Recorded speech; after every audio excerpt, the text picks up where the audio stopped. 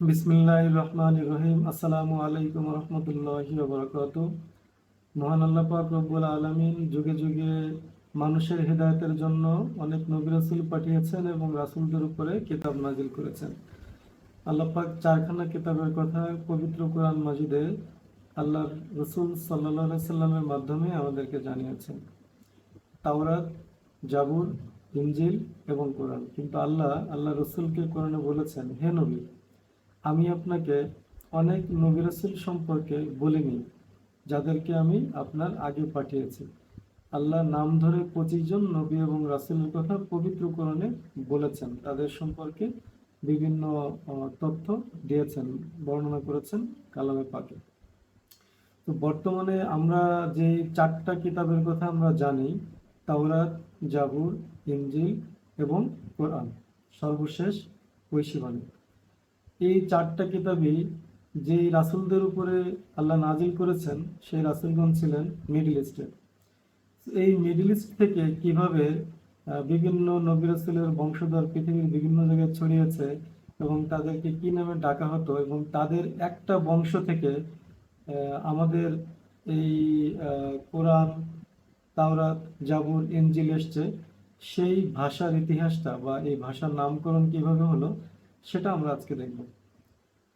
প্রথমে দেখি, আমরা নূহ আলাইহিসসালাম থেকে শুরু করি। নূহ আলাইহিসসালাম হচ্ছে প্রথম রাসূল।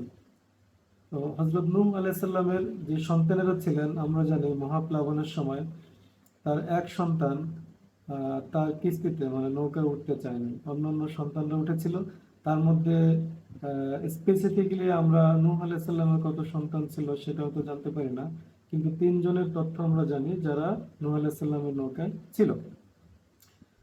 সেই 3 জন, তারা হচ্ছে শাম, হ্যাম, জাফেত। এই 3 জন মহাপ্লাবন শেষ হওয়ার পরে, তারপরে যখন পুনরায় জীবন শুরু হলো, পৃথিবীর বিভিন্ন অঞ্চলে আস্তে আস্তে করে মানুষ বিস্তৃতি লাভ করলো, তখন এই শ্যাম, হ্যাম এবং জাফেত, এদের বংশধরেরা পৃথিবীর বিভিন্ন স্থানে ছড়িয়ে পড়লো এবং তারা এক একটা জাতিতে পরিণত হলো। আমরা দেখব এই 3 জাতি কোন কোন অঞ্চলে গিয়েছে, তাদেরকে কি নামে ডাকা হয়, এবং শ্যাম যে জাতি থেকে মধ্যপ্রাচ্যে হচ্ছে বিস্তৃতি লাভ করেছে, এবং তাদের ভাষা কি ছিল, এবং তারা যেই ভাষাগুলোতে কথা বলতো, সেই ভাষাগুলোতেই মূলত এই 4টি ঐশী বাণী আল্লাহ পাক নাজিল করেছেন। প্রত্যেকটা রাসূলের কওমের ভাষার ভাষাভাষী লোকদের কাছে সেই ভাষাই হচ্ছে গিয়ে এই ঐশী বাণী আল্লাহ নাজিল করেছেন।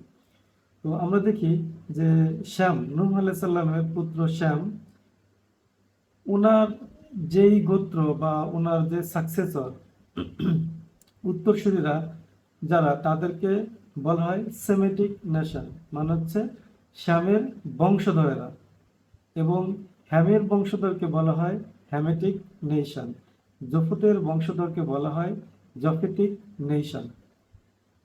এরা কারা কোথায় বসবাস শুরু করছে এবং একটা জাতি গড়ে উঠছে, সেটা আমরা সংক্ষেপে দেখি।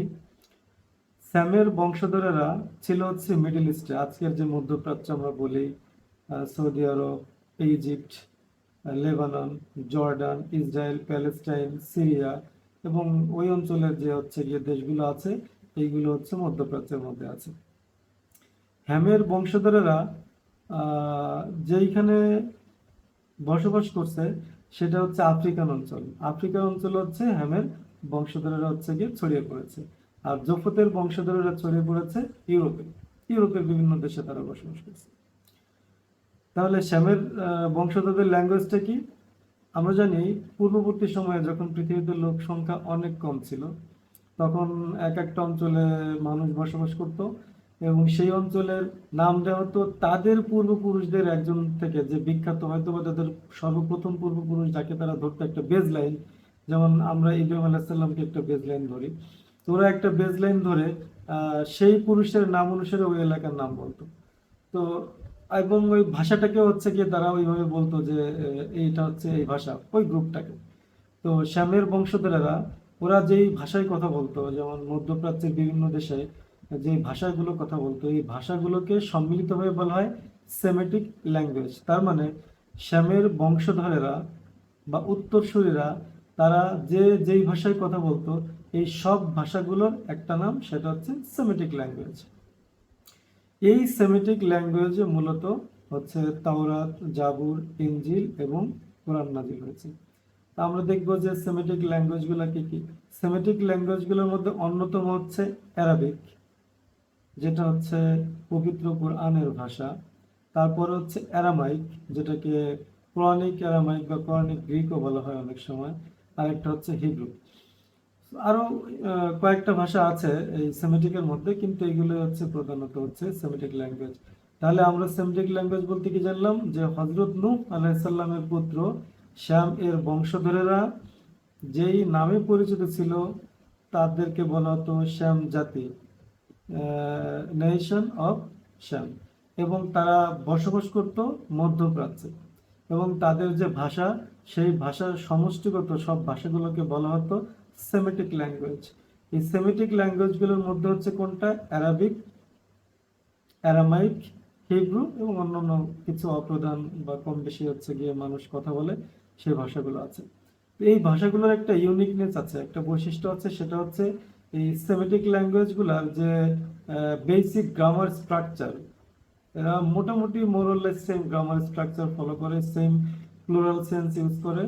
এবং দেখা যায় পার্টিকুলারলি হিব্রুর সাথে অ্যারাবিকের, এটাকে আমরা বলি কাজিন ল্যাঙ্গুয়েজ, একটা ব্যাপক মিল আছে। একটা রুট ওয়ার্ড, যেমন অ্যারাবিকের হচ্ছে গিয়ে একটা শব্দ আপনি বললে তার একটা রুট ওয়ার্ড, মূল শব্দ মাসদার আপনি পাবেন, ওরকম হিব্রুতে হচ্ছে গিয়ে মূল শব্দ রুট ওয়ার্ড বা মাসদার আছে। তাহলে দেখা যায় যে ওই একই ধরনের শব্দের, যেমন মাসায়া, মসি, একই ধরনের শব্দ, সাউন্ডস অলমোস্ট সিমিলার, এবং তারা মূলত সেম জিনিসকেই বোঝায়। ঈসা আলাইসাল্লামের নাম আমরা অ্যারাবিকে বলে ঈসা, ক্লাসিক্যাল হিব্রুতে হচ্ছে ঈশা।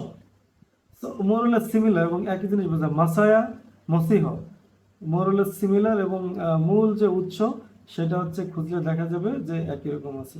তো আজকে আমরা জানতে পারলাম পবিত্র কোরআনের ভাষা, তওরাতের ভাষা, ইনজিলের ভাষা এবং জবুরের ভাষা, এগুলো হচ্ছে মূলত সেমিটিক ল্যাঙ্গুয়েজ। এই সেমিটিক ল্যাঙ্গুয়েজ কেন? কারণ শ্যামের যেই জাতি উত্তরসূরিরা, তারা হচ্ছে গিয়ে মধ্যপ্রাচ্যে বসবাস করত, এবং মধ্যপ্রাচ্যের বিভিন্ন দেশে যারা বসবাসকারী ভাষাভাষীর লোক আছে, তাদেরকে ওই শ্যামের নাম অনুসারে সেমিটিক বলা হয়, এবং তাদের ল্যাঙ্গুয়েজকে বলা হয় Semitic language.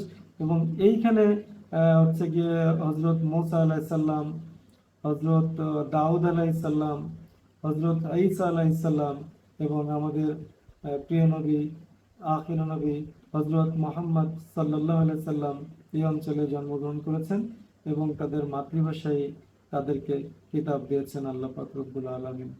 Thank you so much. আসসালামু আলাইকুম ওয়া রাহমাতুল্লাহি ওয়া বারাকাতুহু।